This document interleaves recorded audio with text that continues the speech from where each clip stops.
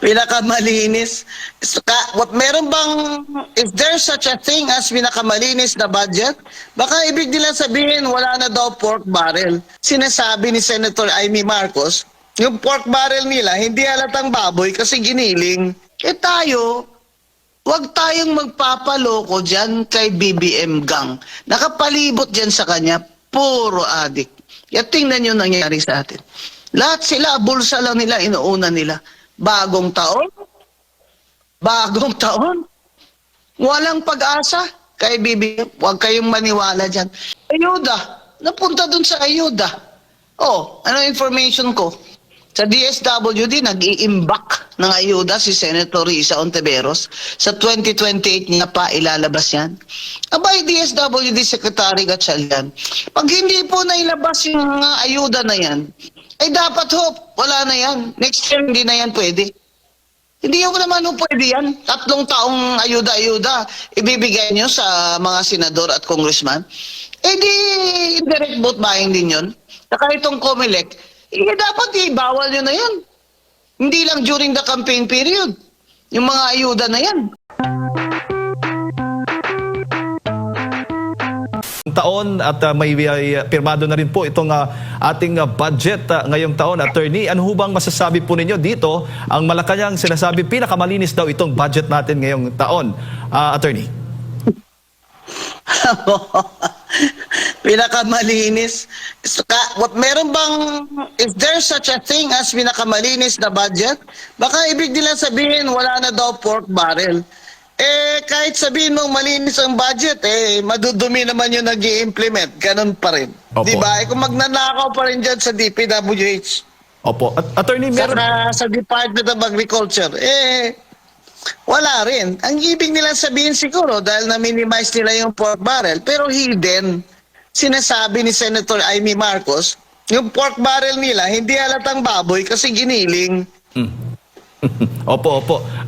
Dito nga po, ang sinasabi, tinuturing po yung pork barrel, alin po ba dito sa budget natin ngayon yung nakikita po yung red flags? Tingnan mo yung DPWH, malaki pa rin ang budget ka. Wala naman problema niyan dahil infrastructure drives drives also the economy because of the construction. Pero kung titingnan mo, dapat dinisclose nila sa atin, alin dyan? Ang sinasabi kasi nila, wala na daw flood control projects except doon sa may mga foreign funding.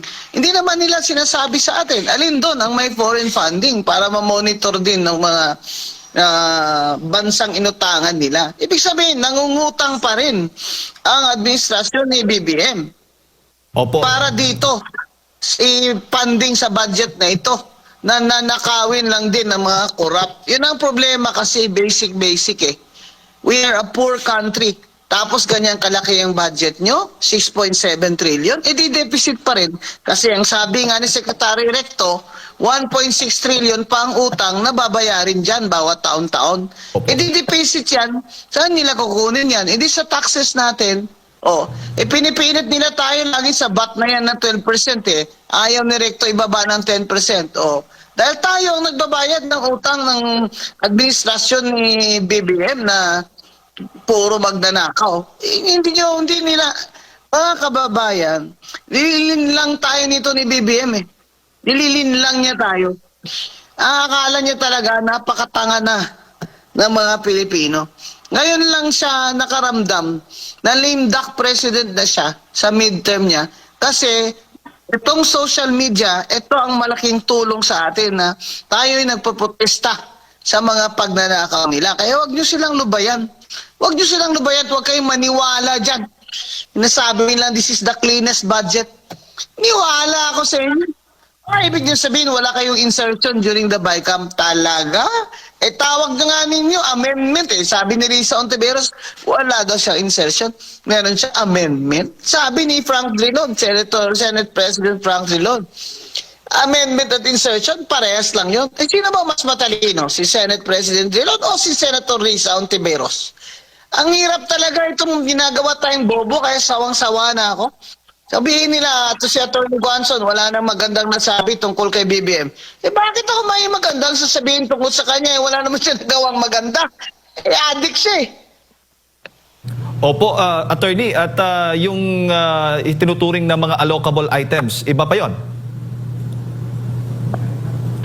Iba pa yun. Sinasabi niya, hindi daw yun pork barrel. Ano ang ibig mong sabihin? Bakit allocable ang tawag dyan? Ngayon lang niya, talagang unprogrammed funds niya sa budget, binaba niya. Pero meron pa rin. Kasi yung unprogrammed na yan, prohibited naman talaga yan. Hindi yan ginagawa nila ni Recto at ni BBM at ng Speaker at ng Senate President out of the goodness of their heart. Ginagawa nila yan kasi prohibited na yan ng Supreme Court, unconstitutional na yan. Ginagago naman tayo eh. Napakadami nating abogado, natatanga-tangahan tayo. That is prohibited, that is unconstitutional. It's unconstitutional to remit all excess or reserve funds of government-owned and controlled corporations. Yan ang ginagamit noon ni BBM for 3 years bilang pundo ng kanyang unprogrammed funds kung saan ang unprogrammed funds, presidente lamang ang makaka-release niyan. Kaya BBM, wag mo na kaming gawing tanga kagaya mo. Alam naman namin na ikaw lang makakalabas ng unprogrammed funds. Kaya nag-resign yung Secretary Amina.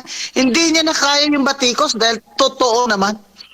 Walang unprogrammed funds sa budget na yan, General Appropriations Act, na pwedeng lumabas o ma-implement kung walang pirma presidente. So wag na tayong gagawing tanga na for 3 years ginawa niya yan. At ang paraan para makakuha sila ng perang kukurakutin nila. Lahat ng reserve funds natin sa PH, Philippine PhilHealth, kinuha nila, 89 billion. Sa PDIC natin, more than 100 billion.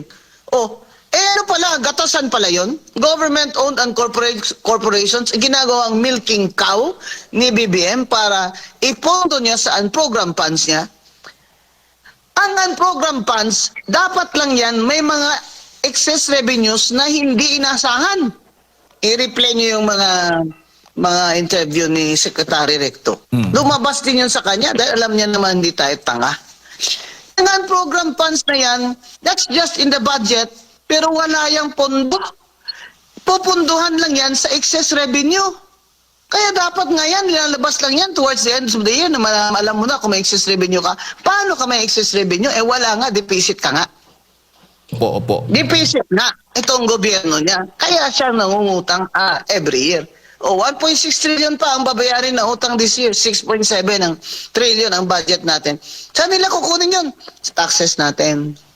Sa taxes natin, lalo na yung 12% VAT na pahirap sa mga mahirap.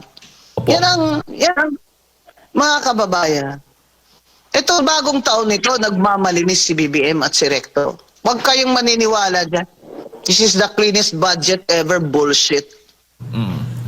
Attorney, ito nga nababanggit po ninyong unprogrammed funds. May mahigit 90 billion pesos po ang vinito ng Pangulo at may mga natitira pa. Para po sa inyo, dapat lahat ng unprogrammed funds alisin dito sa budget natin. Dapat alisin niya. Ginagawa niya yung kiti-kiti. Ginawa niya yung, kumbaga, yun yung kanyang tawag dyan, piggy bank. Na kukupit-kupitin niya yan pag may, President, kailangan ko ng ganito, tulies dun sa district ko para may kickback ako dyan na 20%. Di ba? Wala nga pondo yan. Excess revenue lang ng mga kapondo dyan. Dapat in-erase niya na dahil deficit naman tayo. Anak ng tinapaka BBM, 3 taon pa. Talagang ibabaon mo na kami sa utang. Kawawa mga kaapu-apuhan namin. Pero ikaw, baka siguro, dahil bangag ka, hindi mo napipil yun. Saka ang dami-dami yung pera na ninakaw. Hindi nyo na maubos yan. Sa 3 kamatayan nyo man, hindi nyo maubos yung ninakaw nyo sa amin. Pero paano mga kamahihirap? Paano? Sa 3 years na ito, paano ang services? Sabihin nila, may maip naman attorney, may ganyan-ganyan, ayuda. Kailangan namin trabaho. Kailangan ng mga hirap trabaho, hindi ayuda. 2.4 million ang walang trabaho nitong Paskong ito. More than 1/2 sa mga Pilipino nakaranas ng gutom. Ito ba ang administrasyon na gusto nyo maulit pa sa 2028? Huwag kayong pumayag na linlangin kayo ulit ni BBM at ng kanyang gang Okay lang yan sila dahil mayayaman sila. Paano kayo? Pagka-graduate ng mga anak niyo na halos hindi na kayo kumakain. Parang ang baybaon ang mga anak niyo sa college. Pagka-graduate after 3 years, walang trabaho. Sino pa mag-invest sa Pilipinas kung ganito tayo ka corrupt? Palagay nyo kaya hindi alam ni Trump na cocaine addict si Bongbong? Alam ni Trump yan. Oh, inaresto nga si Maduro eh. Dahil nagda-drug trafficking eh. Anong sinabi ni Trump? Lahat kayo, mga heads of state, ng mga drug traffickers kayo at drug users, hindi kami papayag dyan. Kinaprotect siyempre ng Amerika yung kanyang it wants to protect its nation and its people. Alam din ng Amerika nang sumisira sa kanyang mga young people ay itong drugs. Kaya talagang matindi sila sa pagbabawal ng drug trafficking to America. And the Philippines is a transit country ng drugs. Alam din ni Trump yan. Tayo, huwag tayong magpapaloko dyan kay BBM Gang. Nakapalibot dyan sa kanya, puro adik. Kaya tingnan nyo nangyari sa atin. Lahat sila, bulsa lang nila, inuuna nila. Bagong taon, walang pag-asa kay BBM. Huwag kayong maniwala dyan. Kailangan mag-resign na yan siya. Wala eh. Kailangan mag-resign na yan siya. Walang magpapautang. Oh, nangungutang taon-taon. Deficit ang budget, okay pa rin sila. Itong mga congressman na ito na mga walang hiya. Opo. Buti naman si Garjola na frozen na yung assets niya. Ito naman ang panawagan ko sa Bureau of Internal Revenue. Yan si Garjola. Tingnan yung pagsimula niyan, ganyan ba yan kayaman? Lahat ng mga anak niya, kontraktor. Dito sa Batangas, hari-harian yan. Kinatawanan lang kami dito sa Batangas. Ha? Yung Garjola na yan, frozen na assets niya, nakangiti pa siya kasi marami siyang tinago.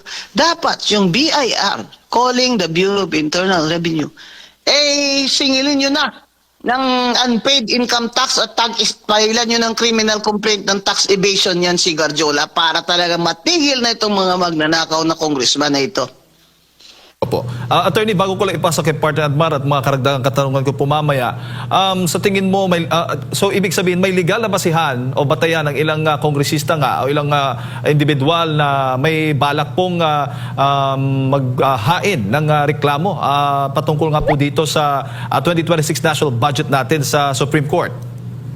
Oh, tama naman. Maganda naman yan. Lalo na, di ba, yung one sambayanan ni former Justice Antonio Carpio, di ba? Pinanalo naman nila yung kaso doon sa na ibalik yung PhilHealth. Oh, di ba?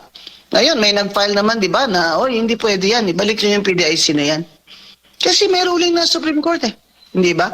Doon sa Greco Bellica case, di ba?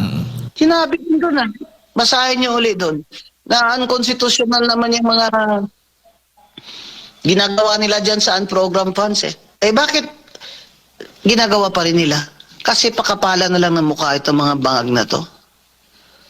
Attorney, para sa kanila, sige, bahala kayo. Basta nagawa na namin, nakuha na namin pera. Opo, Attorney, Itong mga congressman na to, dapat wag nyo na iboto itong mga to.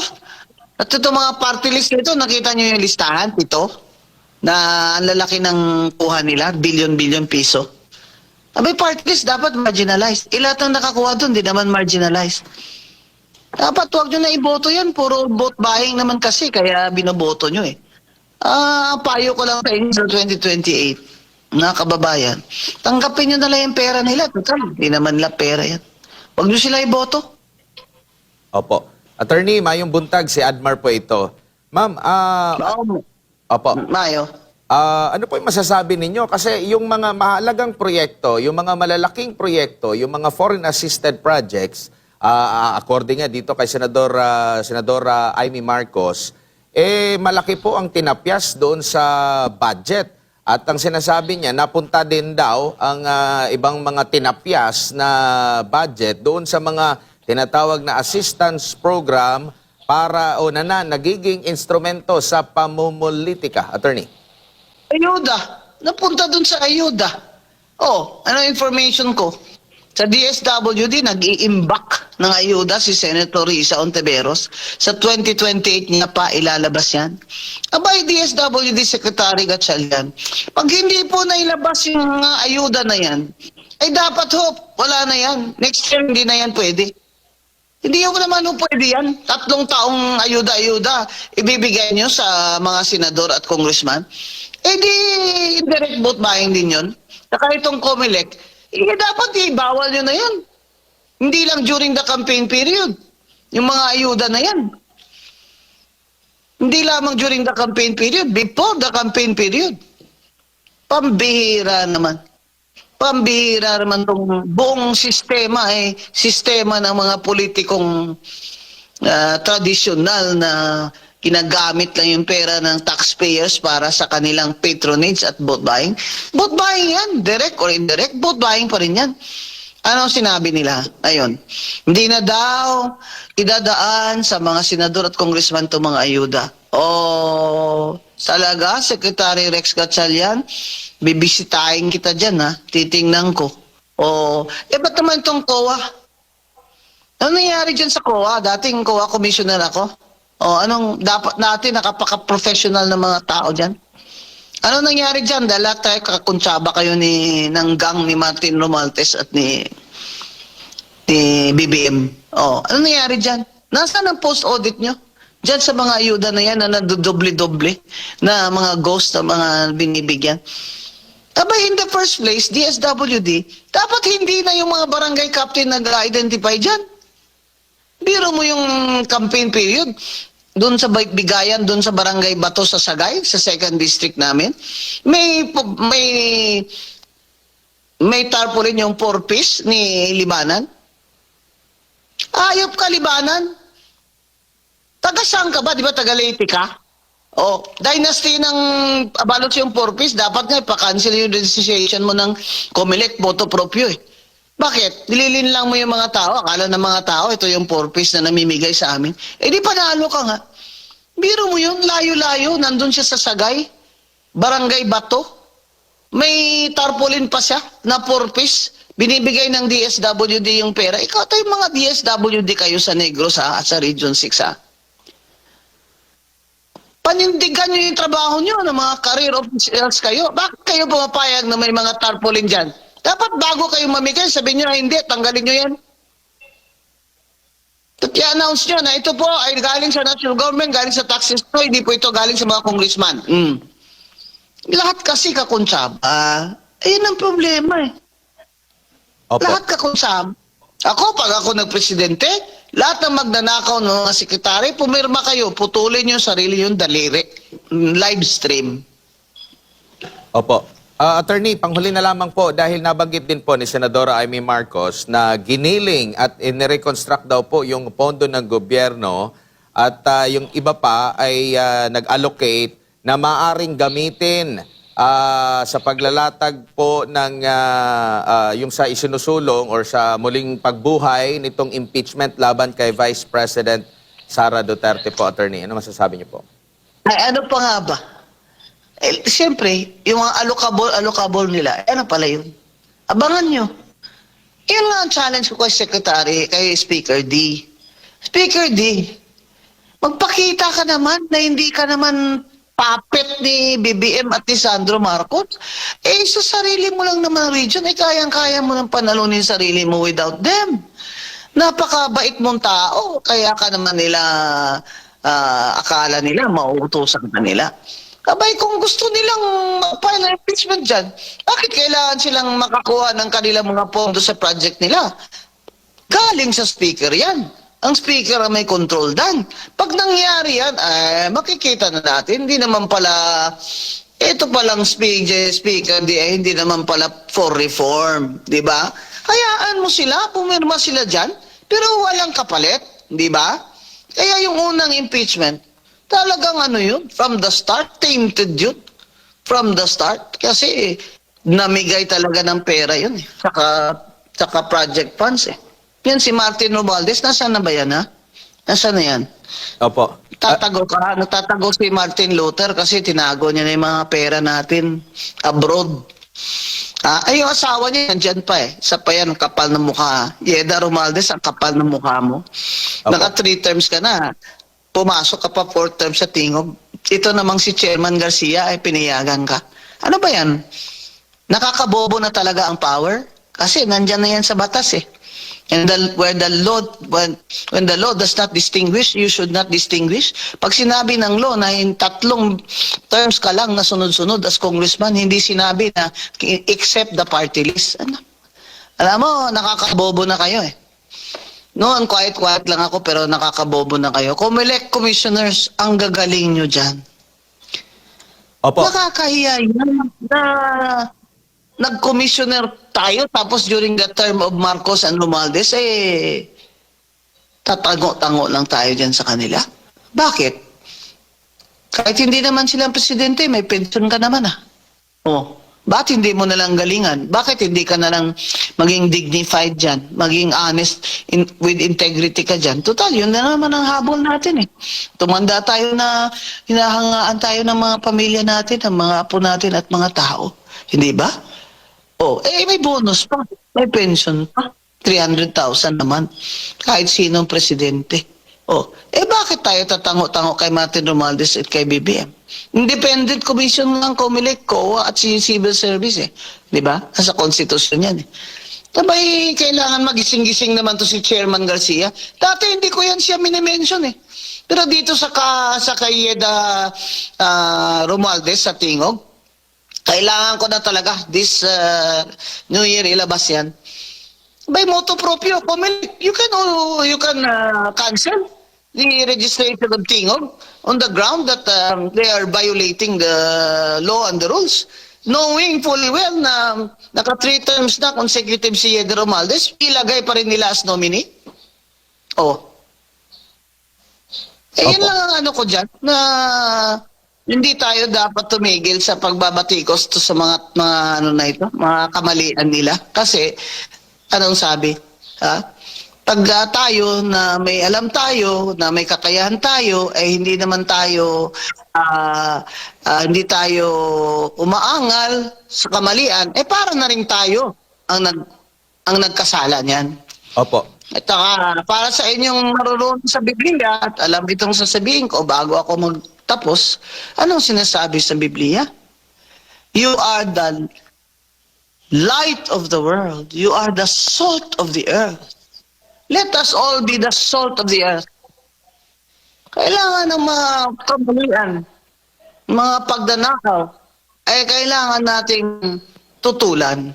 Maraming salamat po. Happy New Year po sa inyo lahat, mga mahal kong kababayan. Attorney Rowena Guanzon po, ng inyong lingkod.